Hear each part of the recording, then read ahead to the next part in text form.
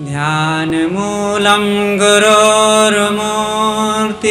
पूजामूलं गुरोपदम् मन्त्रमूलं गुरोर्वाक्यं मोक्षमूलं गुरोकृपा गुरोर्देवो गुरोर्धर्मो गुरुर्निष्ठा परं तपः गुरु परतरं नास्ति नास्ति तत्त्वं गुरु परम। बोलिए सद्गुरु कबीर साहिब की जय। मंचासीन परम पूज्य श्री साहिब जी, मुद मंगल में पूजनीय संत समाज, इस सभा में उपस्थित ग्रामवासी, समस्त सम्माननीय भक्त सज्जनों, भक्तिमयी श्रद्धा मूर्ति माताओं बहनों एवं नन्हे मुन्ने प्यारे बच्चों,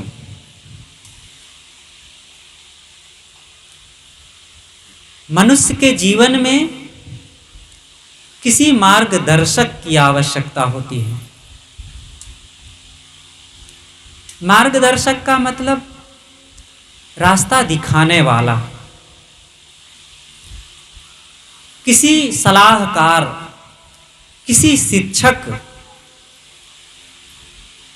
बिना शिक्षक के द्वारा सीखे मनुष्य कुछ भी नहीं सीख पाता। एक पक्षी को घोंसला बनाने की कला कोई सिखाने नहीं आता। एक चूहा को बिल खोदने के लिए कहीं कोचिंग सेंटर में नहीं जाना पड़ता। एक कोई भी जानवर हो, मछली को तैरने के लिए स्विमिंग पूल में जाकर के सीखना नहीं पड़ता। पक्षी को उड़ने के लिए सीखना नहीं पड़ता। इसी तरह बिल्ली को चूहा पकड़ने के लिए कहीं पढ़ने के लिए जाना नहीं पड़ता। सब अपने ढंग से सीख लेते हैं। बिल्ली को, शेर को, बाघ को या किसी जानवर को किसी ने सिखाया नहीं है कि तुम मांस खाना। वो अपने आप, जो उनका स्वभाव है, प्रकृति के द्वारा जो उनको मिला हुआ है स्वभाव, वे अपने स्वभाव में अपने आप जीते हैं। उनके ऊपर प्रकृति का नियंत्रण है। मनुष्य के ऊपर किसी का, प्रकृति का नियंत्रण नहीं है।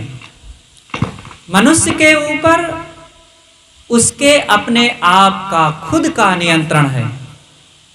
अब वो अपने आप को जैसा चाहे वैसा बना सकता है। हाँ, लेकिन सीखना पड़ेगा। बिना सीखे मनुष्य कुछ भी नहीं कर सकता। एक बच्चा पैदा हो, एक घर में उसे रखा जाए, कोई एक माँ जा करके उसको दूध पिला दे, पालन पोषण कर दे, उससे बोले ना, उसके सामने कोई काम ना करे और बस उसके जीवित रहने के लिए उसको कुछ खुराक दे दे,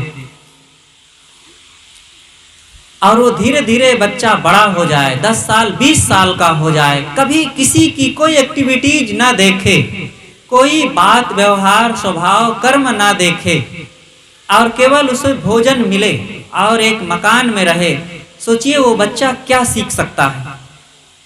ना वो बोलना सीख पाएगा, ना वो काम करना कुछ सीख पाएगा, ना भाषा सीख पाएगा, ना कपड़ा पहनना सीख पाएगा, ना स्नान करना सीख पाएगा, ना मंजन, ना दातून, यहाँ तक कि वो अपने देह की क्रियाओं को करने के लिए भी कुछ भी नहीं सीख पाएगा। लेकिन सीखते सीखते जब एक माँ उसको शुरू से सिखाती है कि ये तुम्हारे पिता हैं, ये तुम्हारे भाई हैं, ये तुम्हारा घर है, ये तुम्हारी दादी है, ये दादा हैं, ये गांव है और तुम्हारा ये नाम है, इस प्रकार से फिर काखा गाघा शुरू होता है, ABCD, और फिर रिश्ते नाते, और फिर जो बढ़ता है इसका जानने का सिलसिला कि जानते जानते जानते इतना जान लेता है कि देश दुनिया एक कर देता है। चांद सितारे ग्रह नक्षत्र, अंग्रेजी हिंदी गणित विज्ञान भूगोल, धरती आसमान, नर नारी पेड़ पहाड़ वृक्ष वनस्पति समुद्र पर्वत, सारी जानकारियों को ये अपने दिमाग में भर लेता है। क्यों ऐसा हुआ? धीरे धीरे किसी के माध्यम से सीखते सीखते संसार का ज्ञान होता है। लेकिन बंधुओं, बाहर संसार का ज्ञान इतना करने के बाद भी उसे अपने आप का ज्ञान नहीं हो पाता है। अपने आप का ज्ञान, बाहरी ज्ञान, इतिहास का, भूगोल का, गणित का, विज्ञान का, और जमीन में कहाँ कोयला है, कहाँ पानी है, कहाँ तेल है, कहाँ पेट्रोल है, कहाँ सोना चांदी है, इन चीजों को लोग बताने वाले आपको मिल जाएंगे और वहां से अनेक बातें सीख लेंगे। लेकिन आप कौन हैं, मैं कौन हूं, आत्मा क्या है, परमात्मा क्या है, ये बात बताने वाला भी तो कोई नहीं है। कोई स्कूल में, कोई कॉलेज में, कोई शिक्षण संस्थान, इंस्टीट्यूट आदि जगहों में भी तो ये बातें नहीं बताई जाती। यहाँ तक कि हमें पारिवारिक शिक्षाएं, पारिवारिक जीवन जीने के तौर तरीके, यह भी तो स्कूलों में, शिक्षण संस्थानों में नहीं बताया जाता। भाई भाई के क्या कर्तव्य हैं, आपस में प्रेम कैसे बढ़े, पति पत्नी में आपस में मधुरता कैसे बनी रहे, पिता पुत्र में, सास बहू में, देवरान जेठान में, ननंद भावज में, आपस में घर में प्रेम मधुरता हंसी खुशी संगठन सुमति कैसे बनी रहे, घर परिवार हमारा स्वर्गमय कैसे बना रहे, कहां पर यह बात बताई जाती है? यहीं पर गुरु की आवश्यकता पड़ती है। इसीलिए दुनिया की चीजें, भौतिक चीजें, सांसारिक चीजों को जानने के लिए तमाम सांसारिक विद्याएं हैं और उन विद्याओं को पढ़ाने वाले तमाम लोग हैं। लेकिन हमें सुखी जीवन जीने के लिए, आत्मज्ञान प्राप्त करने के लिए, निर्भयता, निश्चिंतता, प्रसन्नता का अनुभव करने के लिए किसी ज्ञानी बोधवान साधक गुरु की आवश्यकता पड़ती है। सदगुरु कबीर ने इसीलिए कहा है, यह तन विष की बेलरी गुरु अमृत की खान, शीश दिए जो गुरु मिले तो भी सस्ता जान। ये शरीर विष की लता है, विष की बेलरी, बेली, बेली माने लता होता है। जैसे आप लोग बोते होंगे लौकी, कोहड़ा, तोरई, करेला, ये सब लता है, इन्हें बेल कहते हैं। ऐसे ही हमारा ये शरीर भी लता है। कैसी लता? विषैली लता। ये हमारा जीवन शरीर विष की लता है, इसमें विष भरा हुआ है, जगह जगह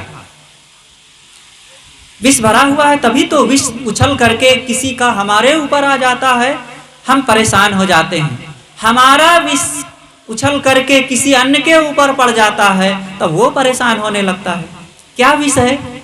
इसी शरीर में क्रोध भरा है ना। और ये क्रोध जब हम हाथ से, पैर से, आंख से, जुबान से प्रकट करते हैं और किसी व्यक्ति के कान के माध्यम से जहर जब अंदर चला गया तब कितना तांडव मचाता है। जो जहर मुख के द्वारा खाया जाता है वह जहर तो शरीर को केवल एक बार खराब करता है, लेकिन कान के द्वारा गया हुआ जहर जन्म जन्म हमारा बिगाड़ देता है। अज्ञान, भ्रम, अश्लीलता के, अभद्रता और कुविचारों के शब्द रूपी जहर जितना मनुष्य को बर्बाद किए हैं और दुखी बनाए हैं, उतना ज्यादा तो तोप, टैंक, बम और पिस्तौलों से संसार में लोग नहीं मरे हैं। पिता ने ऐसी बात कह दिया कि पुत्र सह नहीं पाया और आत्महत्या कर लिया। सास ने बहू को कुछ ऐसा कह दिया कि बहू सह नहीं पाई और वो आग लगा ली। बहू ने सास को ऐसा कुछ कह दिया कि सास ने जहर खा लिया। आए दिन ये घटनाएं घटती रहती है। कौन सा जहर है? ये शब्दों का जहर। शब्दों के जहर ने बहुत कहर मचाया है, लेकिन इसी में अमृत भी होता है, शब्दों में अमृत भी होता है। तो अपने अपने जहर को मारना है। और जहर कैसे मरेगा, जहर कैसे समाप्त होगा? सतगुरु कबीर उसका ढंग बताते हैं। गुरु अमृत की खान। हमारा जीवन जहर से परिपूर्ण है, लेकिन अगर इस जहर को मिटा करके अमृतमय बनाना है तो गुरु के पास जाना होगा।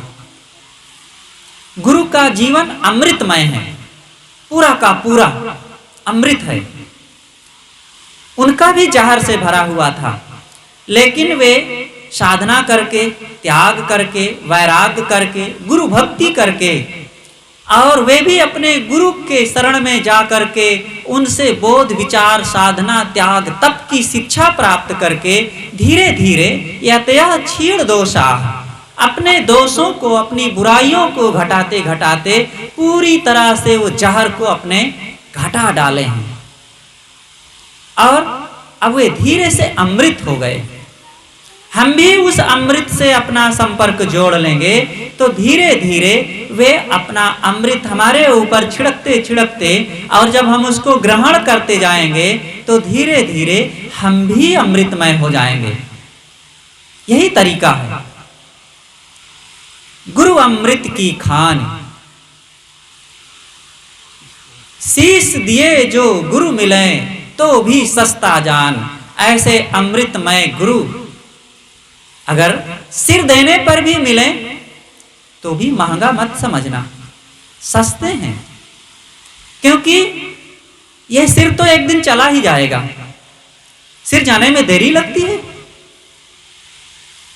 इसलिए ऐसे किसी ज्ञानवान, साधना संपन्न, त्याग, ब्रह्मचर्य, भक्ति से संपन्न, बोध, वैराग्य से जो अपने आप को पूरी तरह से पवित्र कर लिए हैं, ऐसे सच्चे गुरु के पास जाकर के हर नर नारी को अपने जीवन को जोड़ देना चाहिए।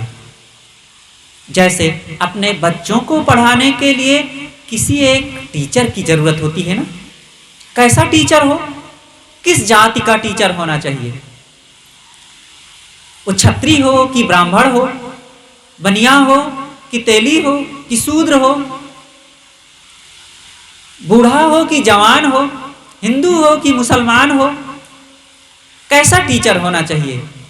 अगर आप अपने बच्चे को इंग्लिश पढ़ाना चाहते हैं, आप यही तो चाहेंगे कि जो टीचर है ये इंग्लिश के बारे में ज्यादा जानता हो, बस, और कुछ नहीं चाहिए। इसी प्रकार एक गुरु की जरूरत है। गुरु की कोई जाति नहीं होती है।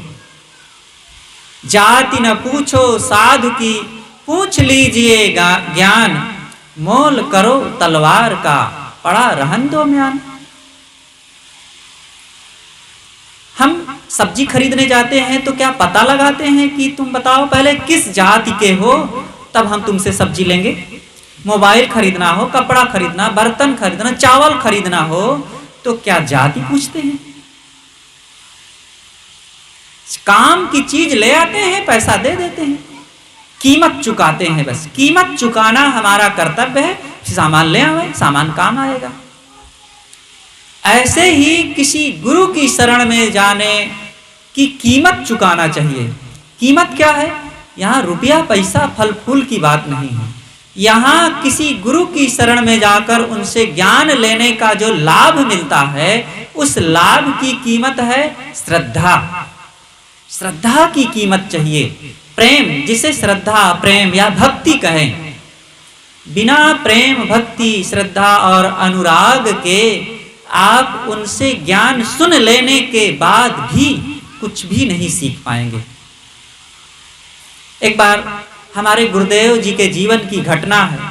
सद्गुरु अभिलाष देव जी का नाम आप लोगों ने सुना होगा, शायद कुछ लोग दर्शन भी उनके किए होंगे। एक महान ज्ञान साधना वैराग्य संपन्न त्याग तपोनिष्ठ संत हुए, जिनकी लगभग 150 पुस्तकें हैं। उनके बहुत सारे प्रवचन आप मोबाइल में यूट्यूब में आप सद्गुरु अभिलाष साहब नाम से सर्च कीजिए और उनके बहुत सारे विचार, बहुत अच्छे विचार मिलेंगे, जरूर आप सुनिए। तो वे अयोध्या के क्षेत्र में थे, एक गांव में। तो वो ऐसे गर्मी के दिन थे, एक बगीचे में अपने कुछ संतों के साथ बैठ करके सत्संग कर रहे थे। गांव से भी काफी लोग आ गए और वे सब लोग, एक छोटी सी सभा थी 30-40 लोगों की, और वे प्रवचन सुना रहे थे, सत्संग चल रहा था। इतने में गांव के ही कुछ बड़े कहलाने वाले लोग, 2 नौजवान आ गए, जो 40-50 के आसपास के रहे होंगे, आ गए। पहले जो बड़े गुरु जी थे, हमारे गुरुदेव जी के गुरुदेव, उनके पास चले गए। वे एकांत में एक कमरे में थे, उनके यहाँ चले गए। कमरे में नहीं, बगीचे में, वो भी कहीं दूर एक पेड़ के नीचे लेटे हुए थे। तो वहां गए और एक खाट बिछी थी, और जाकर उस खाट पर बड़े गुरु जी के पास बैठ गए। और बैठते ही अपने जेब से थैली निकाले, सुपारी निकाले, सरौता निकाले, वर करर करर सुपारी कतरने लगे। और फिर कहते हैं, बाबा बहुत थके हो क्या, काहे लेटे हो, आप सत्संग नहीं कर रहे हो? तो शांत रहे, हाँ बच्चा कुछ थका हूं इसलिए लेटा हूं। और फिर कुछ बड़बड़ बोलते रहे और फिर यहाँ आ गए जहां सत्संग चल रहा था, पास में ही था, 1 मिनट का रास्ता। और यहाँ आकर के दूर खाट पड़ी थी, घड़ घसीट करके लाए, और जहाँ बड़े महाराज जी बैठे थे वहीं दूर खाट बिछा करके बैठ गए। अन्य सब लोग जमीन पर बैठे थे, बिछाए कुछ चटाई तिरपाल वगैरह, लेकिन वे लोग आए खाट पर बैठ गए। अब बस बड़बड़ बात करने लगे, बड़ा डिस्टर्ब हुआ। लेकिन गुरुदेव समझ गए कि ये लोग विघ्न उत्पन्न करने के लिए आए हुए हैं। शांत रहे, कुछ बोले नहीं उधर। और वो बहुत विघ्न उठा पटक किए और फिर धीरे से चले गए और कहने लगे, यार संत बड़े अच्छे थे, देखो कुछ बोले नहीं, और हम लोग कितना उपद्रव किए, लेकिन कितने गमखोर, कितने सहनशील थे, और हम लोग अच्छा नहीं किए। ये है विष। अमृत के प्रभाव से पास कोई विष भी चला जाए तो वह भी भले ना अमृत बन पावे, लेकिन उसका प्रभाव आता है। आप सरोवर के पास जाएंगे तो भले ना आप पानी को टच करें, लेकिन उधर से क्या मिलेगा? शीतलता तो मिलेगी। आग के पास जाएंगे तो आग को ना छुएं, लेकिन फिर भी गर्मी तो आएगी। इसी तरह गुरु है, गुरु अमृत की तरह है। संसार में अमृत और कहां मिलेगा? विष तो जगह जगह मिल जाएगा, हर घर में मिल जाएगा, और आज खूब शौक से लोग खा खा करके मर रहे हैं। धनी घरानों से लेकर मध्यम परिवार तक लोगों में आज इसकी होड़ मची हुई है। आज से 50 साल पहले जब काफी गरीबी समाज में थी हमारे देश में, कभी कभी भूखमरी पड़ती थी। जो बुजुर्ग लोग हैं शायद जानते होंगे, वे इधर सावन भादों के महीने में और उधर माघ पूस के महीने में जब झरी पड़ती थी और तुषार पड़ता था, ठंडी के दिन में कभी कभी लोगों को खाने के लिए नहीं मिलते थे, अनाज नहीं रहता था, बड़ी दिक्कतें होती थी। ऐसी विषम परिस्थितियों में, ऐसी तकलीफ की घड़ी में भी कहीं भी आत्महत्या करने की घटना नहीं पता चलता था। और आज लोगों के पास अच्छे अच्छे घर हैं, खूब खाते पीते हैं, 3-3 टाइम गर्म भोजन, कपड़े इतने हैं कि अलमारियां भरी हुई हैं, जूते चप्पल इतने हैं कि घर में दरवाजे पर अलमारियां ताकों में खूब भरे हैं। ऐसा लगता है 10-20 लोग हैं और हैं 3 लोग मात्र घर में। लेकिन 4-4, 6-6 जोड़ी है अच्छी नहीं। 4 पहिए की गाड़ी तो मोटरसाइकिल तो है ही, और हर सुविधा है, मोबाइल है। लेकिन ऐसे संभ्रांत परिवारों में भी लोगों को देखा जाता है कि विवाद, कलह, और पिता पुत्र से बात नहीं करता, भाई भाई के पास नहीं बैठता, सास बहू से मुंह फुलाए है तो देवरान जेठान में बनती ही नहीं है, ननद भावज आपस में जो आंखें दिखाते रहते हैं कि कहीं घर परिवार में सामंजस्य ही नहीं है। और ऐसी स्थिति के बाद भी खूब समय समय से बड़ा तू मैं होने लगता है। और यह भी देखा जाता है कि आत्महत्याएं भी लोग करते हैं। कारण क्या है? कारण यही है, मन का ठीक ना होना। शरीर के लिए तो बड़ी खुराक, बड़ी सुविधाएं और बहुत मेहनत, हमने मन के लिए क्या काम किया है?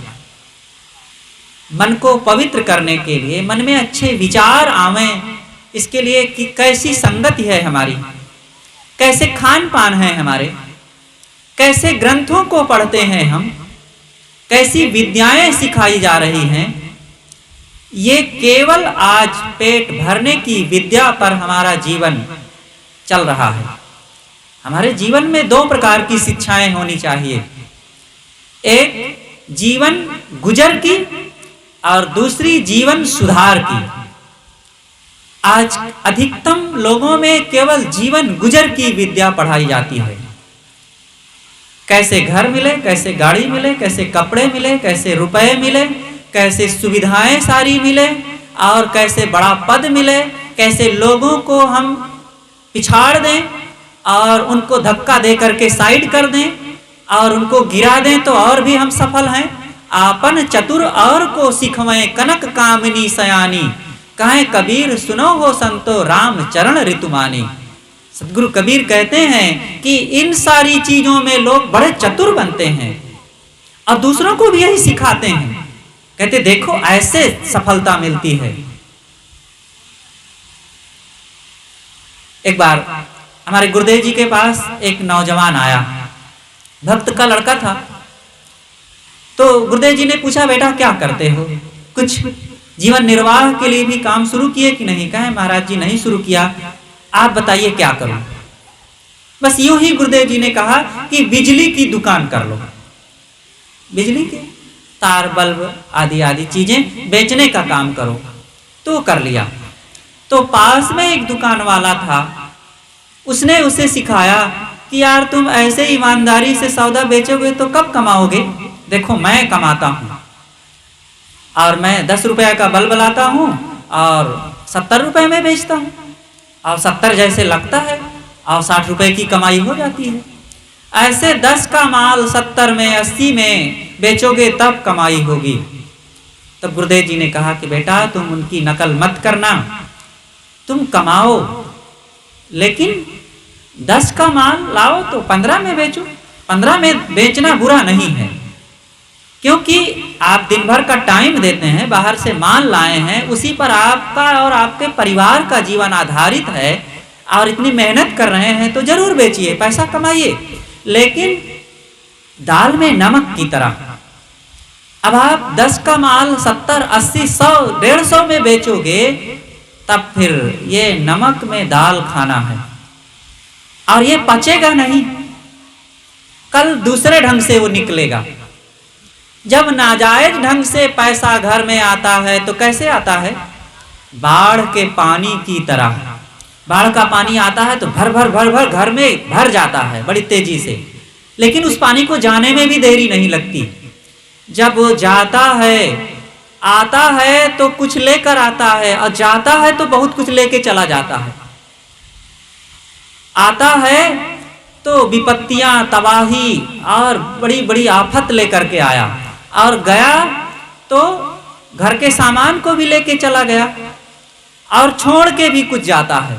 बीमारी और सड़न, दुर्गंध, तबाही छोड़ करके जाता है। ऐसे ही नाजायज ढंग से कमाया हुआ धन होता है।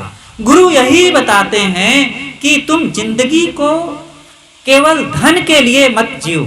धन किस लिए है? हम कमाते हैं खाने के लिए। भाई खाएंगे नहीं तो कैसे काम बनेगा? जिंदगी जीना है तो खाना पड़ेगा, इसलिए कमा रहे हैं। लेकिन चलो कमाते हैं खाने के लिए, अब खाते किस लिए हैं? जीने के लिए, जीना है। अब जीते किस लिए हैं? जीते किस लिए हैं? एक ने कहा अब साहब फांसी नहीं लगा सकते इसलिए जी रहे हैं। यह सही जवाब नहीं है। आप जीते हैं, मनुष्य जीवन का जीने का मकसद है कि भजन करें। इसीलिए जिंदगी मनुष्य की मिली हुई है कि इस मानव जीवन को पाकर के आप अपने मन को, अपनी इंद्रियों को पवित्र करो और अपने आप को पहचानो, शरीर को पहचानो और सत्संग का सहारा लेकर किसी ज्ञानवान, बोधवान संत और सद्गुरु की शरण में जाकर के वहाँ जीवन की कला सीखिए। बुद्ध ने यही किया है, श्री राम ने यही किया है, श्री कृष्ण ने यही किया है। श्री राम के कितने गुरु थे? राम कृष्ण से को बड़े उन्हों तो गुरु कीन, तीन लोक के वै धनी, गुरु आगे आधीन। भला ये बताइए, महाराज श्री राम और महाराज श्री कृष्ण से भी कोई बड़ा हो सकता है? ऐसे महापुरुष प्रतापवान वे लोग भी किसी ज्ञानवान सद्गुरु की शरण में जाकर के सर झुकाए। महाराज श्री राम ने अपने गुरु के शरण में गए, गुरु किए, उनसे सीखे, लेकिन क्या उन्होंने ये पता लगाया कि मेरे गुरुदेव किस जाति के हैं, किस कुल परंपरा के, कितने धन वाले हैं, कितनी बड़ी भीड़, कितने नेता मंत्री इनके पास आते हैं? कुछ भी नहीं। अब ये हिस्ट्री मुझे बताने की जरूरत यहाँ नहीं है कि श्री विश्वामित्र जी कौन थे और श्री वशिष्ठ जी कौन थे। बस एक सच्चे संत थे, साधक थे, गुरु रूप में थे, ज्ञानवान थे, गुरु बनने योग्य थे, इसलिए श्री राम जी ने उनको गुरु बनाया। और महाराज श्री राम परम पूज्य मर्यादा पुरुषोत्तम और गृहस्थी में रहते हुए भी कितने आदर्शवान, उनका त्याग, तप और भाई भाई का प्रेम, माता पिता की आज्ञाओं का पालन। जो राजपुरुष, कल सुबह जिनकी राजगद्दी होने वाली है और रात में ही उनको सुनाया गया, सुबह ही बिल्कुल सुनाया गया कि अब तुम्हें 14 वर्ष का वनवास। और इतना सुनते ही वो थोड़ा सा भी दुखी ना हुए, बल्कि खुश हो गए कि मेरे तो सौभाग्य जग गए कि अब मुझे संतों, ऋषियों, गुरुओं, ज्ञानियों के दर्शन करने का मौका मिलेगा, त्याग तपस्या का जीवन का मुझे अवसर मिलेगा। भैया भरत के लिए अब मुझे राज देने का सुअवसर मिला। मैं यहाँ रहता, बाहर न जाता तो मेरे चाहने के बाद भी श्री मेरे भैया जो भरत जी हैं वे राजगद्दी न स्वीकारते, लेकिन अब मुझे ये बड़ा अच्छा मिला कि मैं भाई के लिए ये अवसर दे सकता हूँ और माता पिता की आज्ञा का पालन होगा। मेरे तो चारों ओर से उद्धार हो गए। देखो ये है महाराज श्री राम का रामत्व। और ऐसे महाराज श्री राम के हम हरे रामा रामा रामा कीर्तन करने वाले और भाई के साथ मुकदमा लड़ते हैं। श्री राम जी ने भाई को राज मिल जाए इसके लिए 14 वर्ष के लिए वनवास चले गए और हम कथा कीर्तन करते हैं कि भाई की जमीन को हड़प लें और राम भक्त हैं। ये भक्ति काम नहीं देगी। हम अपने पूर्वजों से सीखें। श्री कृष्ण जी के गुरु 3 थे। आप लोगों को शायद सबको ना मालूम हो, मैं बता देता हूं। उनके जो विद्या के गुरु थे महाराज श्री सांदीपनि। उन बचपन में सांदीपनि महाराज के यहाँ गुरुकुल में जाकर के कृष्ण और सुदामा तथा अन्य बहुत साथी लोग पढ़े थे ना। और दूसरे गुरु थे जो कुल गुरु थे, उनके परिवार में आकर के अनेक प्रकार के शिक्षा संस्कार का माहौल बताते थे, कर्मकांड अनुष्ठान करवाते थे। वे थे श्री गर्गाचार्य जी महाराज। गर्गाचार्य जी महाराज, और वे बहुत कुछ उनसे सीखे। और तीसरे जो अंतिम गुरु थे आध्यात्मिक गुरु, जिनसे मन की शांति, साधना, त्याग, तप और आत्म कल्याण की विद्या प्राप्त हो सकी थी। महाराज श्री कृष्ण को, जो श्री कृष्ण भगवान परमात्मा माने जाते हैं, उनके गुरुदेव जो आध्यात्मिक गुरुदेव थे वे थे महाराज श्री घोर आंगिरस आध्यात्मिक गुरु। उन्होंने ही श्री कृष्ण महाराज जी को ये विद्या दिया था। अंत वेलायाम एतत्रयं प्रतिपद्येत अच्छितमस प्राण संस्तमसि। हे कृष्ण, मेरी इन 3 बातों का तुम अपने जीवन के अंतिम समय के लिए ध्यान रखना। तुम प्राण से भी ज्यादा सूक्ष्म हो और तुम अक्षय हो, अविनाशी, और तुम अच्युत, कभी भी किसी भी परिस्थिति में नष्ट ना होने वाले हो। ये 3 बातें, ये महाराज श्री कृष्ण के लिए ही ये विचार नहीं जरूरी थे, हम सबके लिए भी ये ज्ञान कितने महत्वपूर्ण है। ऐसे ज्ञान प्राप्त करने के लिए बिना गुरु के हम कहां से सीख पाएंगे? कोई टीचर बताएगा? कोई थानेदार साहब, कोई पंडित जी, कोई पादरी जी, कोई मौलवी साहब बताते हैं? साधक संत बताते हैं। इसीलिए सत्संग की परंपरा चली है, और ये सत्संग की परंपरा हजारों वर्षों से ऋषियों, मुनियों, ज्ञानियों, साधकों ने किया, और बुद्ध महावीर ने भी यही परंपरा चलाई है। और उनके पास कितने साधक आकर के ये ज्ञान साधना की बातें सुनते थे, और सदगुरु कबीर ने तो इसकी एक धारा खोल दी। उस परंपरा में सैकड़ों संत हुए हैं, जो आज सब अविस्मरणीय हैं। हम लोग भूल गए हैं अपनी परंपरा को, अपने उन गुरुजनों को, अपने उन साधकों संतों के विचारों को, और ये भूल करके आज हम केवल मिट्टी पत्थर पूज करके, और गंगा गढ़ही गोबर और पत्थर मिट्टी पूज कर, पेड़ पौधा पूज करके मुक्ति चाहते हैं। सज्जनों, हमें अपने जीवन में बदलाव लाने की जरूरत है, और बदलाव ऐसे ही होता है जब हम अच्छी संगत में जाएंगे, अच्छे विचार अपनाएंगे, और विचार अपना करके अच्छी चीज ग्रहण करें, और फिर जो हमारी बुरी चीजें हैं, वो मान्यताएं, वो विचार, वो आदतें, वो कुसंस्कार, वो गलत खान पान, वो चाल चलन, वो रहन सहन को बदलें। अगर हम बदलेंगे नहीं, वही बात रखेंगे, तो कैसे काम बनेगा? एक व्यक्ति ने एक संत को आमंत्रित किया। पहले वो व्यक्ति संत के पास गया और कहा कि महाराज, मुझे भगवान के दर्शन कराइए। उन्होंने कहा, बेटा ऐसे दर्शन नहीं होते हैं, समय से दर्शन कराऊंगा। तो कैसे कराएंगे? कहा, मैं तुम्हारे घर आऊंगा, और फिर तुम जब आऊंगा तो वहीं पूछना, फिर दर्शन कराऊंगा। संत पहुंचे वहां, तो रास्ते में अपने कमंडल में नाली का कचड़ा भर करके ले गए, और जब बैठे तो कहा, महाराज दर्शन कराइए। उन्होंने कहा, अरे भाई, कुछ खिलाओ पिलाओगे कि ऐसे ही चल करके आया हूँ, थका हूँ, कुछ खिलाओ। तो दूध लाया, और महाराज जी ने कहा, ये कमंडल में डाल दो। कमंडल में डालना चाहा, देखा तो नाली का कचड़ा भरा हुआ है। तो उस युवक ने कहा कि महाराज, इसमें मैं दूध डालूं? इतना अमृत जैसा दूध कीमती, और आप नाली के कचड़े में मिलाना चाहते हैं? तब कहें कैसे डालेंगे? कहा, रे बर्तन को साफ करिए और कचड़ा हटाइए, बर्तन को मांजिए, और जब शुद्ध साफ हो जाएगा तब मैं दूध डालूंगा, फिर आप पिएंगे, तब आपको आनंद आएगा, तब आपको एनर्जी मिलेगी।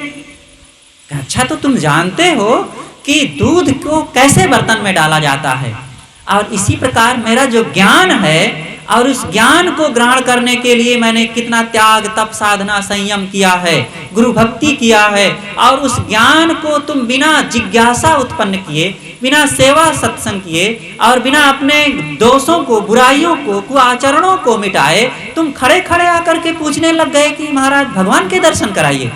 ऐसे दर्शन हो जाएंगे? अपने दिल दिमाग को पहले साफ करो। बीड़ी पीना छोड़े नहीं, शराब पीना छोड़े नहीं, तंबाकू खा ही रहे हो, लड़ाई झगड़ा कर ही रहे हो, गाली गलौज कर ही रहे हो, और छल कपट मिटा नहीं, और भगवान के दर्शन हो जाएंगे। कोई लट्टू है क्या जेब से निकाल के दिखा दें? इसीलिए गुरु की जरूरत होती है। सदगुरु कबीर कहते हैं कि गुरु अमृत की खान, शीश दिए जो गुरु मिले तो भी सस्ता जान। ऐसे ज्ञान भक्ति शांति साधना रहनी संपन्न अगर संत मिल जाएं तो फिर और कुछ मत देखना, और जितने भी कीमत चुकाना पड़े त्याग तप सेवा सत्संग की समर्पित होकर के वो सारी कीमत चुकाना, क्योंकि ये कीमत चुकाओ या ना चुकाओ एक दिन सारी कीमत मिट्टी में मिल जाएगी, ये देह भी खाक हो जाएगी। इसलिए देह के रहते रहते अपने अहंकार को खाक में मिला दो, बस काम हो जाएगा।